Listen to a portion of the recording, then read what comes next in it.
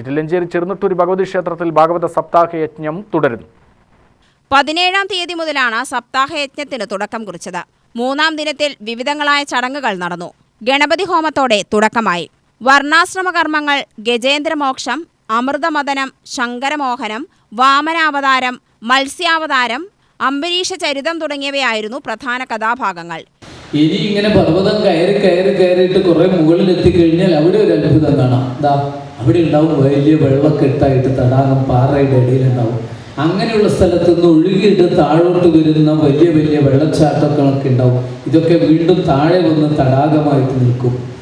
അതിൽ നിന്നും ഒഴുകിയിട്ട് പോകുന്നതാണ് അരുവികളും ഇന്ന് നമ്മുടെ നാട്ടിൽ കാണുന്ന പുഴകളൊക്കെ ഉള്ളത് ഈ പർവ്വതത്തിൻ്റെ ഉള്ളിലാണ്.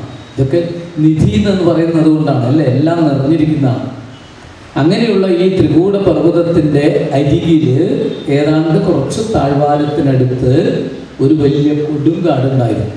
ആ കൊടുങ്കാടിൻ്റെ ഒരു പ്രത്യേകത, അതിന് ഇടയിലൊക്കെ ധാരാളം പുൽമേടുകളുള്ള സ്ഥലങ്ങളുണ്ട്. കുറച്ച് കാട്ടിനുള്ളിൽ ചില സ്ഥലത്ത് എങ്ങനെ ഉണ്ടാവുള്ളൂ, അങ്ങനെയൊക്കെ ഉണ്ടായിരുന്നു. ഈറ ധാരാളമുണ്ട്, മുള ധാരാളമുണ്ട്, വെള്ളച്ചാട്ടമുണ്ട്, അരുവികളൊക്കെ ഉണ്ട്.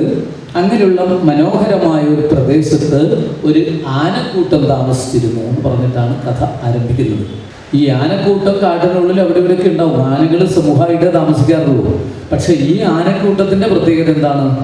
ഇതിലൊരു കൊമ്പനാന ആണ്. അത് ഒരു കൊമ്പനല്ല കേട്ടോ, 2 കൊമ്പുള്ള ഒരു കൊമ്പനാനയാണ് എന്നാണ് പറഞ്ഞത്. ആരെ നയിക്കുന്നത്? ഈ ആനക്കൂട്ടത്തെ മുഴുവൻ നയിക്കുന്നത്. യജ്ഞാചാര്യൻ പെരികമന ശ്രീധരൻ നമ്പൂതിരിയാണ് നേതൃത്വം നൽകിയത്. UTV news, Palakkad.